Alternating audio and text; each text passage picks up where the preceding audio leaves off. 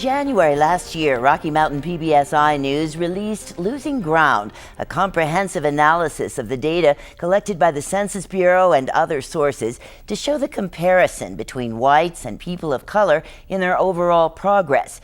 In every category, including economic prosperity, home ownership, education, health, the startling news that emerged is that black people in Colorado have lagged behind whites and, in fact, were not as well off at that time as they were in the 1960s. The analysis spurred the Colorado Black Roundtable to spend a year educating many people about this data and what it means, and now they're on the verge of holding what they call the Gaining Ground Summit next month. I-News data journalist Burt Hubbard is with me, as well as the pastor Phillips of the House Worship Center in Denver, and also John Bailey of the Colorado Black Roundtable. It's good to have all of you here. And Burt, if you will, remind us the numbers that came out of the first Losing Ground report. Yeah, what we found is we looked at census data between 1960 and the present time and found that since the Civil Rights era in the 1970s, the gaps between white residents on the one hand and African American and Latino residents on the other hand had slowly just grown over time.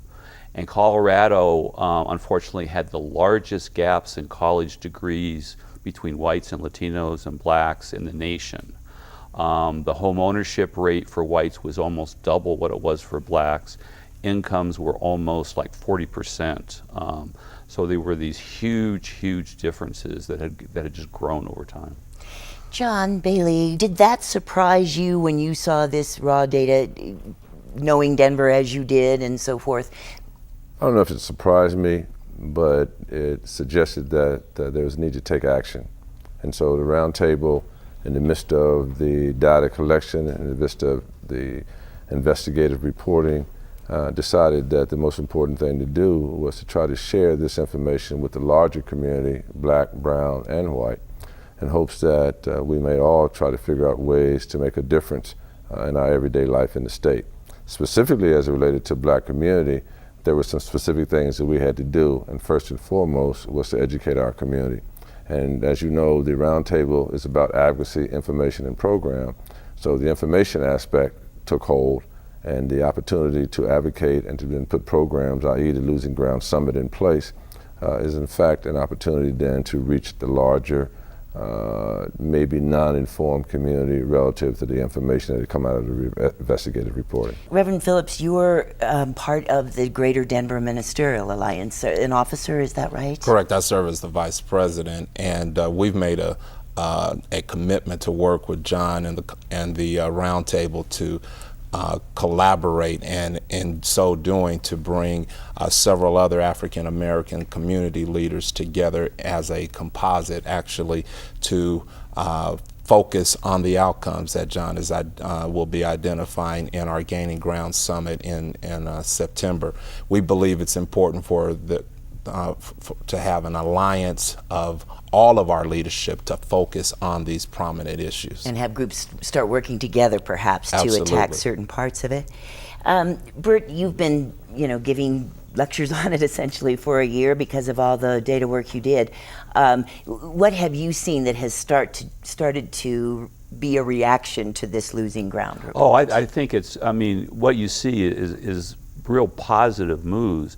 It's not like individuals are trying to lay blame for what's happened. They're looking ahead to look and see what can be done to deal with these gaps. It's been a very positive response all around. We can all point fingers at somebody, but we can all point fingers at ourselves. If we do nothing, we lose more ground.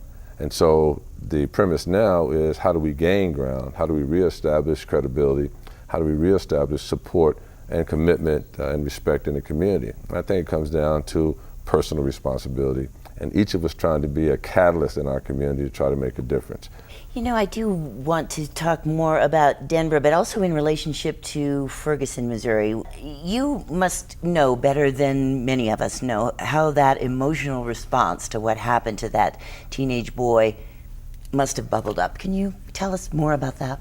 Well, I feel that the outcome of what we've seen in Ferguson really is a precursor to conditions that are prominent all across our country. And one of the reasons for the push for us last year to bring together this collaborative of leadership of our NAACP, Urban League, Roundtable, et cetera, all of our African American leaders, is because we need to learn how to be proactive and prepared to respond to challenges in our community here locally. So our hope is that this will actually help heighten our concerns about the use of excessive force, about the conditions that are prominent here in the Colorado community in respect to the loss of life that has come at the hands of police officers, sheriffs, and what have you. So we are already working on those kind of issues alongside the other things that are coming out with the Gaining Ground report. When you look at Ferguson, you don't think, oh my goodness, thank goodness we're so far away from that.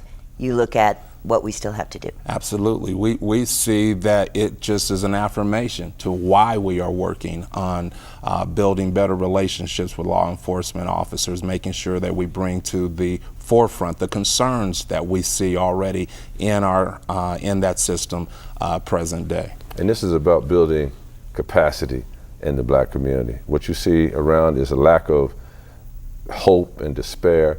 And so our actions are proactive, and we think that by focusing in on some specific things that we can do and make a difference with building capacity in our community, doing it the weekend of September 26th through the 28th, with receptions for black elected officials and Senator Groff, candidates forums, discussions on race, which are going to be big time issues in our community here and across the country. We think that we're moving in the right direction, and we're probably, if not in step with, maybe a little bit ahead of what's going on in the rest of the country. I want to end with Burt, because you on this weekend are going to be able to unveil new figures in all of these areas. What do you expect? It'll be real interesting, because this will be what the situation looks like in September in 2013.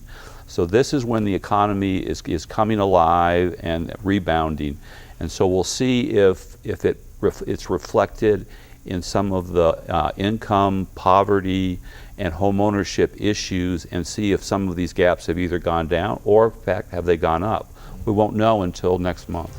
Thank you all for the preview of this special Gaining Ground Summit. Burt Hubbard, Reverend Dale Phillips, and John Bailey of the Colorado Black Roundtable.